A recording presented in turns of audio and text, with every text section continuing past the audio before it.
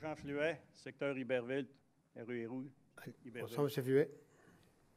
Là, je voudrais revenir un peu sur ce que j'ai parlé il y a un mois et demi concernant le parc industriel Farard d'Iberville.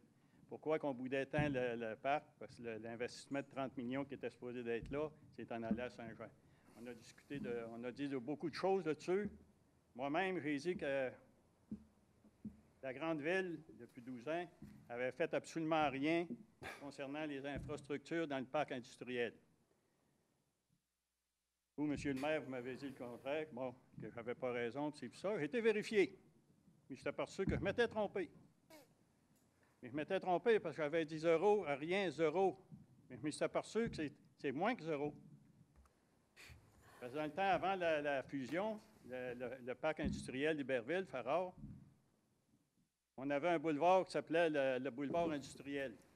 Naturellement, avec l'avenue de la Grande Ville, on ne pouvait pas garder le boulevard industriel à Iberville.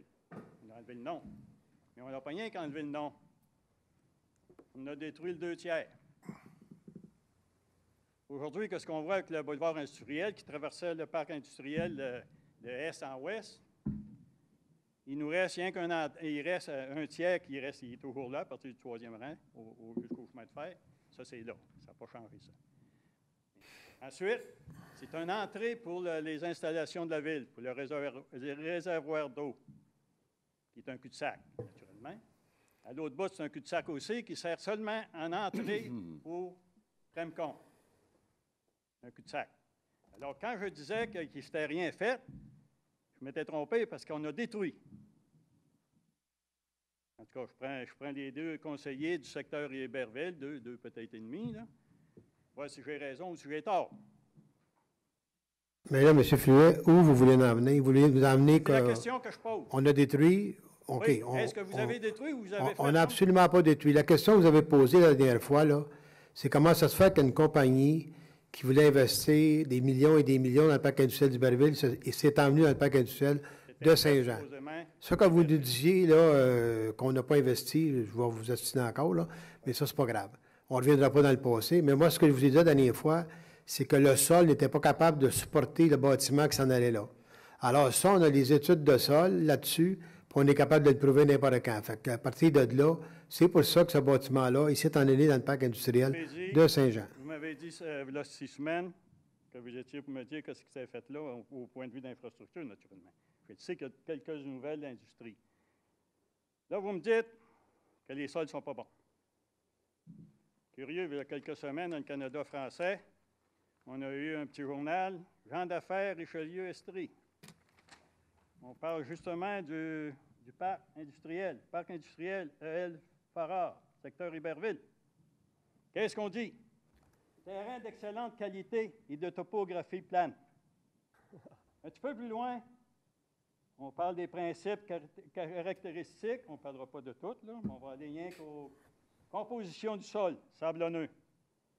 Capacité portante, 3 à 5 000 livres pieds carrés. Alors, si eux autres ont raison, il y en a un autre qui est menteur. Et si vous avez raison, c'est eux autres qui sont menteurs. Non, ils ne sont pas menteurs. Il n'y a personne de menteur dans la gang, là.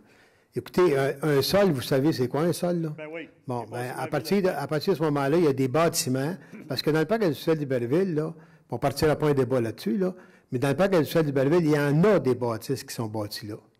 Il y a des endroits dans le parc industriel d'Iberville qui sont capables de recevoir des petits bâtiments. Il y a des endroits qui ne sont pas capables de recevoir des gros bâtiments.